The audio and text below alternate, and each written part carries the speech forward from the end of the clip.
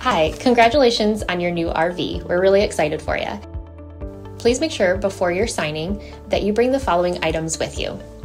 If you're a cash buyer, please make sure that you bring a cashier's check, no personal checks at time of signing, or you may bring actual cash. If you're a finance customer, please make sure that you bring proof of insurance listing your specific lien holder. If you need that information, please call us ahead of time. Also, make sure that you bring all valid driver's license of all persons that will be listed on the title. If you have a trade that you're trading in with us, please make sure that you bring your 10-day payoff as well as your title and all persons who will be listed on the title of that trade. Arrive 30 minutes early before your appointment time so we can properly inspect your unit, and also make sure that you have the fridge on and running prior to arrival. If you have any questions, please feel free to give us a call at 810-686-0710. Thanks so much. Have a great day. Hello, this is Mike with TradeWinds RV Center here to congratulate you on your purchase of your JAYFLIGHT SLX 237 RBS travel trailer. I'm here to walk you around it, show you how to use a few things to get the best out of your camping experience. Let's start by talking about arriving at the campsite. A couple things taken into consideration. On your campsite, your awning, plenty of room for that to come out. And over on your off campsite, your slide, pretty deep slide there. And then leave yourself a nice walking path, because the last thing I need you to think about before parking is where your power and water connections are going to be. Yours are both going to be right here on the back, on your driver's side of the tow vehicle, all the way at the rear. So park accordingly so you can utilize the facilities at the campsite. Once you get there, first thing you do is level our unit. Front of the unit, you have a power tongue jack. Simply lower or raise it till you got your unit level. You have a night docking light and a manual override for that hand crank right there to get this up and down if you don't have power. Once we got our unit level, next thing you do is stabilize it. All four corners of the unit, you have these stabilizing jacks. 3/4 inch hand crank. Get that on there, crank these down. Now we'll recommend as these come down, stabilizing jack pads. Jack pads are going to protect the feet of your stabilizing jacks from dirt, debris, and hot blacktop in the summer. Better distribute the weight. Just a really good investment. Use your 10% off coupon and grab a 4-pack. Put them down. Run these down just until they're taut. So once you have any type of resistance here, and it's nice and tight down to your pad, that's as far as you want to run down. Remember, these are stabilizing jacks. We don't want to lose our levelness. Got your unit level and stable. Now we can go ahead and hook up our power and water. Power cord again is at the rear of the unit. Stores conveniently inside your unit here. Pull that out. Push it back in when you're done. 30 amp service, big long 30 amp cord. At the end of that 30 amp cord, should you need to plug in at home, there's a 30 to 110 adapter that comes in your convenience pack. Got our power hooked up. Let's hook up our water. City water connection. First and foremost, your water pressure regulator. This water pressure regulator is going to reduce the water pressure to 40 to 50 psi, protecting the lines in your unit. Use this when putting fluid in here or your black tank flush. Hook that up. Hook up your hose, but don't turn our hose on yet. Let's go find your hot water heater. Yours is located over here on the campsite. All we're doing at this point is just making sure our drain plug's back in. If you know it's already in, you may have left it out from last time you were camping, but if you know it's already in, you can just go ahead and turn on your hose. Now, if your hose has been on for a little while, go ahead and go inside, open up your taps. Once your taps have water flowing out of them, you know that your hot water heater is full and can be lit from indoors. Let's say we're going to go camping and we're not going to hook up at a campsite. We're going to go dry docking or boondocking. In that case, you'll just fill up your fresh water or potable water tank. No need for a water pressure regulator here. Simply fill it up with a hose. Two ways to tell when it's full. One, there's an overflow valve right here. Or two, on the inside where you check your fresh or your battery and your black and gray tanks, there's also a freshwater button. That'll tell you when this tank is full. Once it is full, then you go ahead and turn on your water pump. Remember, don't turn on your water pump when using potable water, or when using city water. It's already pressurized. All right, we got our water and power hooked up. I'm gonna walk you around the rest of the unit real quick. This is a vent for your microwave. Again, fresh water. There's the drain for that fresh water. This is a flue for your furnace. Steer clear of that if you run your furnace. It will get hot, and make sure nothing can block that. TV bracket, 110 and cable out here. Here's your hot water heater again. Your big long awning with LED lighting. If your picnic table's down there and it is raining, you do have pitch adjust on these. You can pull that down and that will tilt the water away from you. Your big pass-through storage with your hitch work. Your propane does have a cover. Regulator back here, just point it toward the tank you wish to be using, lefty-loosey to open. Again, check your battery posts when you arrive. Make sure those haven't wiggled loose going down the road. Over on your off-camp side, the other side of your pass-through storage. Not much to mention over here, other than on this corner, we have our black and gray holding tanks. There's your handle holding your gray and your low point drain. City water connect, an outdoor shower, your black tank flush. We'll talk about that when leaving the campsite. Here's where you plug in your cable at the campsite. Again, your power ladder. Utilize it. Go up there and check the seams on your roof, caulk as needed.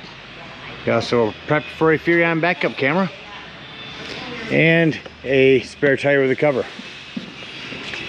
Come back over to your campsite. That about covers everything out here. Let's go take a look inside.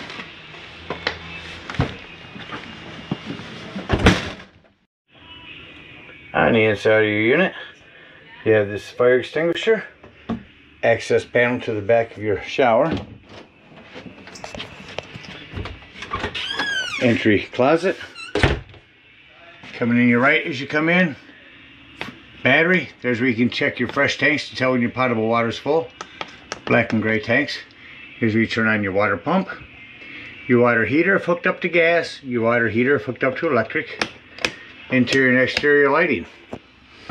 Slide control and your awning control. Ran your awning out.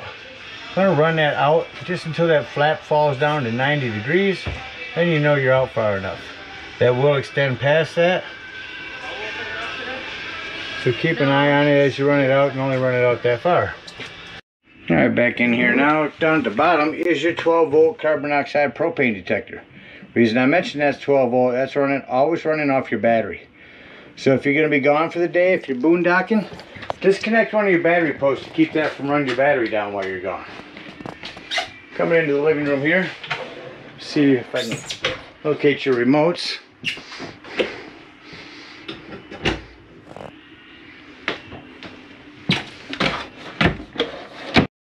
So your TV and entertainment center, all your remotes are right down here, actually in the remote holder. We'll turn on your television here. Oh, that's coming on. We'll talk about this green button down here. Little button to push in to make that green light come on. That's a digital channel enhancer. So before you run your local channel scans at the park, go ahead and make sure that light is on so you'll pick up more channels. RV Technology sound system, remote for that as well. Just going to show you, they got it on Bluetooth. Let's go to FM. See if we can get something to come in. Blue is on. Indoor, outdoor. AM, FM, DVD, CD players. Run your TV sound through this. Really nice system. On the floor down here is your breaker box and fuses. Self-explanatory microwave.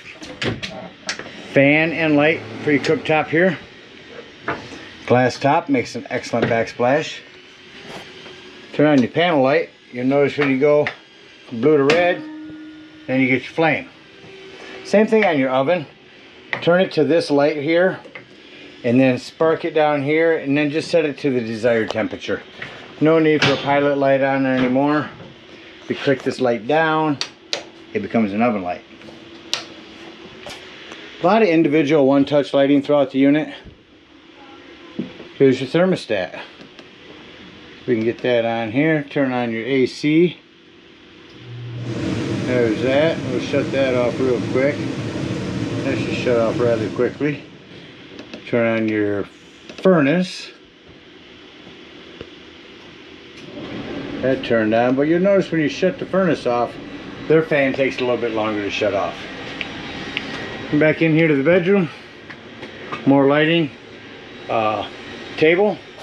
These lights here are for a blue accent up top. All this lighting is one touch. This is a template in case it's ever decide to get wired solar. That's where the techs need to know where everything is at. This TV stand or mount, the back of a TV, pull up on this. That'll come right off. This will clip onto the same piece outdoors.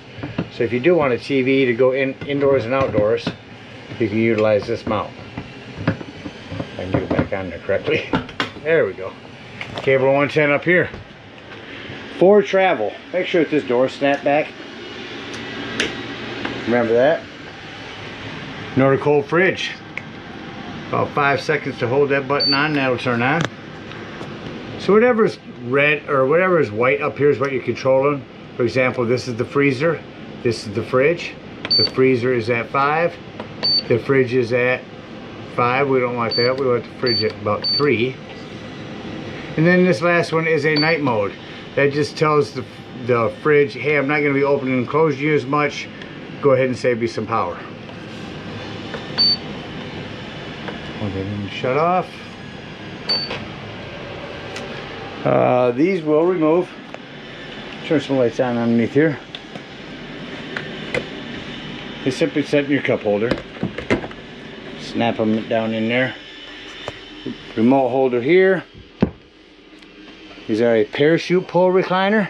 There's like a handle underneath there to pull on for your recliner. Lastly, coming back into the bathroom back here, I just want to mention this is where your 110 with GFCI resets at. And that about covers everything on the inside. Let's act like we're leaving the campsite. So I know this one is. What I like to do is come to my control panel, shut off all my lights from here, because then I can walk around and see any individual lighting that I may have left on. And my highlight. Once I've got all those lights off, I can come back over, turn this one on, and we'll start running our slides in. Doors and drawers. Make sure all doors and drawers are closed and secured. Once your doors and drawers are closed and secured, you run this slide in, making sure nothing's in the way to impede it from coming in.